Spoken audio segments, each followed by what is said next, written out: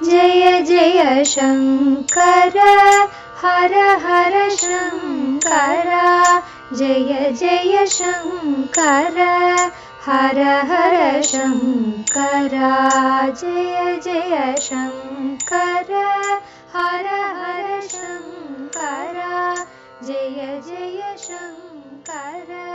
ஸ்ரீ சங்கர சரிதம் தெய்வத்தின் குரல் 5ஆம் பாகம்.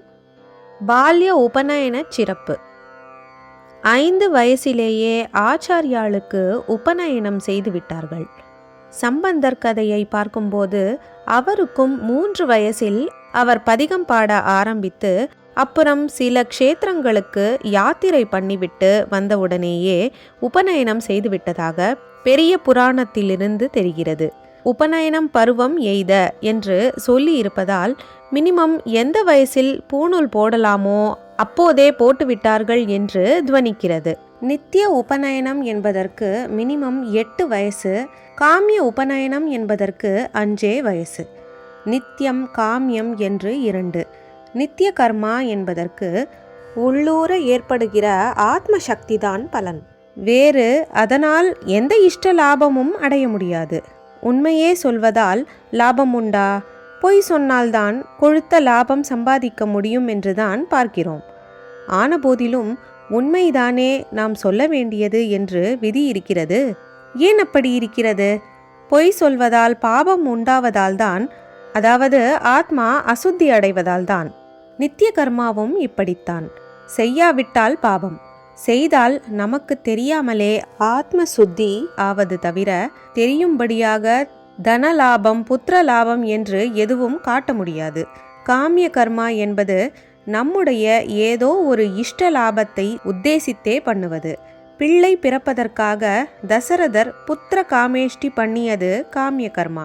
ப்ரமோஷன் கிடைக்க வேண்டும் என்று நவக்கிரகத்தை சுற்றுவது காமிய கர்மா.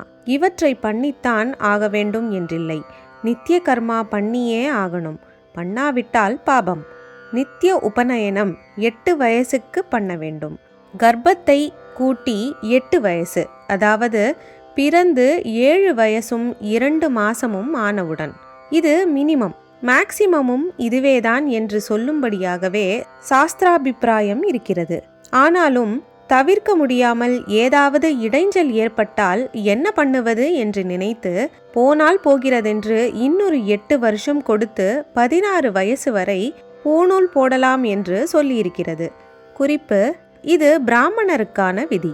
க்ஷத்ரியருக்கான காலகட்டம் 11 22, வைஷ்யருக்கு 12 24. அதற்கு மேல் போகவே கூடாது. போகவிட்டால் பாபம். நித்தியம் என்பதை பண்ணாவிட்டால் பாபம் என்று பார்த்தோம் அல்லவா? அப்படி 16 வயசுக்கு கூட ஒரு தகப்பனார்காரன் பிள்ளைக்கு பூணூல் போடாவிட்டால் பாபம். ஒரு காரணமும் நியாயமும் இல்லாமல் தற்போது பெரும்பாலான தகப்பனார்காரர்கள் இந்த பாபத்தை தான் பண்ணி கொண்டிருக்கிறார்கள். பாயிண்ட் என்னவென்றால், ஒரு பிராமண பையனுக்குள் காமம் பிரவேசிப்பதற்கு முந்தி காயத்ரி பிரவேசித்து அவன் தினமும் சஹசிராவிருத்தி, அதாவது 1000 ஆவೃತ್ತಿ அளவுக்கு ஜபித்து மந்திர சித்தி அடைந்தால்தான் அவன் தனக்கு சித்த பரிசுத்தி பெற முடியும். லோகத்துக்கும் க்ஷேமகரமான வைப்ரேஷன்களை ரேடியேட் செய்ய முடியும், அதாவது ஆன்மீக அதிர்வலைகளை பரப்ப முடியும். இப்படித்தான் தன் புத்திரனுக்கு ஏற்படக்கூடிய ஆத்ம க்ஷேமம், அவனால் வெளியில் ஏற்படக்கூடிய லோக க்ஷேமம் இரண்டும் ஏற்பட ஒட்டாமல் ஒரு பிதா பண்ணுவது பாவமா இல்லையா? 8 வயசுதான் முக்கிய காலம் என்பது. முக்கியம் என்றால் கரெக்டாக விதிப்படி இருப்பது. போனால் போகிறதென்று செகண்டரியாக விட்டு கொடுத்து சாஸ்திரங்களிலேயே சொல்லி இருப்பது கவுனம். 8க்கு மேல் 16 வரை உபநயனத்திற்கு கவுன காலமாகும். அதுவும் தாண்டிவிட்டால் ஒருவன் விராத்தியனாகி விடுவான் என்று மனுஸ்மிருதி முதலானவற்றில் இருக்கிறது. விராத்தியன் என்றால் ஜாதி பிரஷ்டன். கவர்மெண்ட் சர்வீஸுக்கு 25 வயசு ஏஜ் லிமிட் என்றால் பொய் சர்டிஃபிகேட் அது இது கொடுத்தாவது முயற்சி பண்ண தோன்றுகிறதோ இல்லையோ? சாஸ்திரத்தில் ஏஜ் லிமிட் சொல்லும்போது மட்டும் இஷ்டப்படி பண்ணலாம் என்றால் என்ன அர்த்தம்? யாராவது ஒருத்தர் 2 பேருக்காவது உரைக்காதா, சுரணை பிறக்காதா என்றுதான் ஓயாமல் சொல்லி பார்க்கிறேன். இக்காலத்தில் இப்படி இந்த விஷயத்தில் ஒரே அலட்சியமாய் இருக்கிறோமென்றால், பூர்வ காலத்திலோ ரொம்ப புத்தி தீக்ஷண்யமுள்ள குழந்தைகளை பெற்றவர்கள் அது 4-5 வயசிலிருந்தே சொல்லிக் கொடுப்பதையெல்லாம் நன்றாக பிடித்து கொள்வதை பார்க்கிறபோது 8 வயசு வரையிலா பூணல் போடாமல் வைத்திருப்பது என்று நினைத்திருக்கிறார்கள். இதை உத்தேசித்தே காமிய உபநயனம் என்றும் ஒன்றை சாஸ்திரங்களில் சொல்லியிருக்கிறது. அதற்கு மினிமம் 5 வயசு என்று குறைத்து கொடுத்திருக்கிறது. பொதுவாக ஸ்வதர்ம கடமையாக சாஸ்திரங்கள் விதித்துள்ள நித்திய கர்மாவை விட நம்முடைய சொந்த இஷ்டத்திற்காக செய்யும் காமிய கர்மா மட்டம்தான் என்பார்கள். ஆனாலும் உபநயன விஷயத்தில் மட்டும் காமியம் என்னும்போது அந்த காமனை எதை உத்தேசித்து?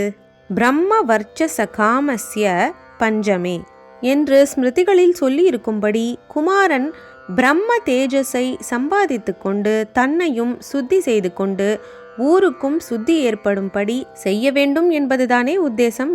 இதை எப்படி மற்ற லௌகீகமான சொந்த ஆசைகளோடு சேர்க்க முடியும்? இயற்கையாக புத்தி தீக்ஷண்யம் உள்ள குழந்தையாயிருந்தால் காயத்ரி தேவதை உள்ளே போய் அது மழுங்காதபடி விருத்தி பண்ணி கொடுப்பாள். அதோடு புத்தி சக்தி அதர்மமாக போகாமல் தார்மீகமாகவும் ஆத்ம ஸ்ரேயஸ்கரமாகவுமே போகும்படியும் செய்வாள். மந்தமான ஆவரேஜான நடுத்தரமான குழந்தைகளானாலும் காயத்ரி மந்திர ஆவೃத்தியே அதுகளின் புத்தியையும் கூர்பண்ணி பிரகாசமுடையதாக்கி நல்ல வழிகளிலேயே போகும்படி பண்ணும். இப்படி எந்த லெவலில் இருப்பவருக்கும் உபகாரம் பண்ணுவதாக அந்த மந்திரம் இருக்கிறது. ஆச்சாரியாள், சம்பந்தர் ஆகியவர்கள் தெய்வ சக்தி வாய்ந்த அவதாரங்கள். ஆனாலும் அப்படி வெளியில் காட்டிக்கொண்டிருக்கவில்லை, சதா காலமும் காட்டிக்கொண்டிருக்கவில்லை. அவசியங்களில் மட்டும் கொஞ்சம் காட்டினார்கள். லீலா மானுஷ வேஷம் என்று லோகத்தில் நாடகம் நடிக்கும்போது அப்படித்தான் ஒளித்து ஒளித்து காட்டுவது. அவர்கள் வழிகாட்ட வந்தது சாமானிய மனுஷ்ய ஜீவர்களுக்கு.